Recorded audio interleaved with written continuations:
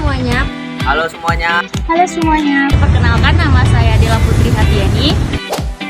Saya Tiara Zakia. Saya Amelia Apriliani.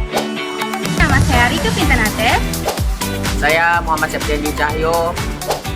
Saya Rizna Rosalia. Merupakan suatu kebijakan yang dikeluarkan oleh Bank Sentral dalam pengendalian besaran moneter, yang mana hal ini mencakup pergerakan jumlah uang yang beredar, lalu yang kedua uang primer, dan yang ketiga adalah kredit moneter, serta terkait dengan pengendalian tingkat suku bunga, yang mana hal ini tentunya berpengaruh pada stabilitasan ekonomi. Sebagaimana telah kita ketahui, bahwasanya apabila uang itu terlalu banyak beredar di masyarakat, itu belum tentu berdampak baik bagi perekonomian masyarakat. Dikarenakan apabila uang terlalu banyak beredar di masyarakat, maka akan menurunkan nilai uang tersebut, sehingga menyebabkan yang namanya inflasi. Kebijakan moneter di setiap negara tentunya diatur oleh otoritas moneter masing-masing negara tersebut. Seperti halnya di Indonesia, kebijakan moneternya diatur oleh Bank Indonesia. Tujuan dari kebijakan moneter. Tujuan yang pertama yaitu menjaga stabilitas ekonomi, yang mana perekonomian akan terganggu jika jumlah uang yang beredar di suatu negara itu lebih banyak atau lebih sedikit daripada jumlah barang dan jasa yang beredar di suatu negara. Hal itu akan mengakibatkan terjadinya inflasi atau deflasi. Tujuan yang kedua yaitu menjaga stabilitas harga.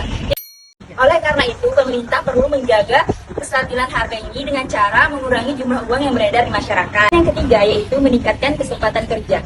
Yang terakhir yaitu memperbaiki posisi neraca pembayaran dan neraca perdagangan. Jenis kebijakan moneter.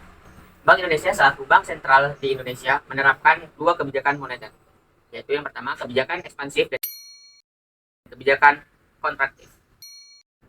Di sini yang pertama kita akan membahas yaitu tentang kebijakan dari ekspansif. Kebijakan ekspansif merupakan kebijakan yang dimana untuk meningkatkan pertumbuhan ekonomi dengan cara meningkatkan jumlah uang yang beredar.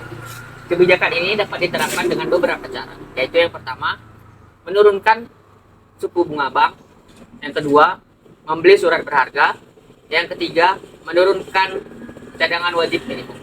Nah, yang kedua kita akan membahas yaitu jenis kebijakan moneter kontraktif. Jenis kebijakan moneter kontraktif merupakan salah satu kebijakan yang dimana berbalikan dengan kebijakan ekspansif, yang dimana dia meningkat.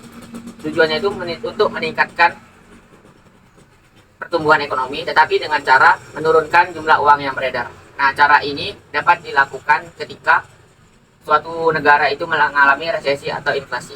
Nah, beberapa cara yang dapat diterapkan untuk kebijakan ekonomi, yaitu kebalikan dengan kebijakan ekonomi ekspansif.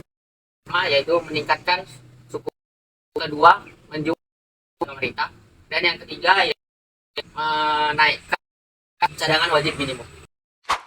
Instrumen kebijakan moneter ini terbagi menjadi 5. Yang pertama adalah kebijakan operasi pasar terbuka atau open market policy.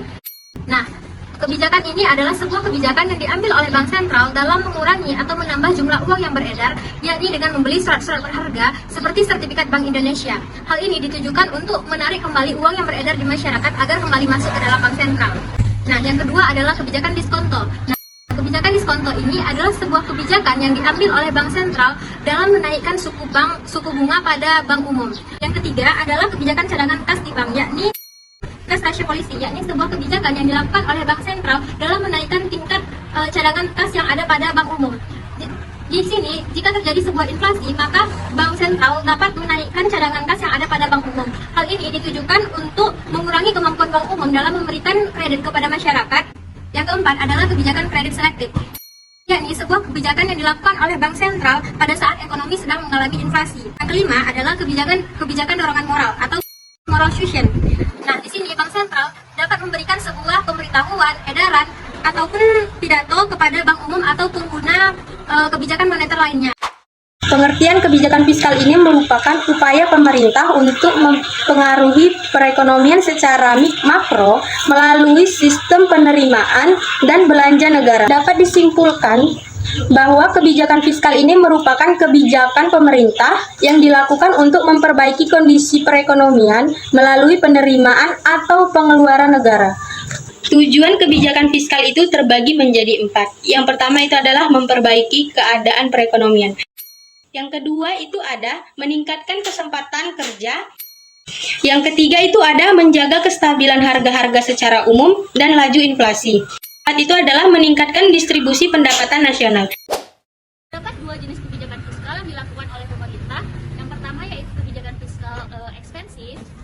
Kebijakan fiskal ekspensif ini dilakukan atau diterapkan dengan tiga cara.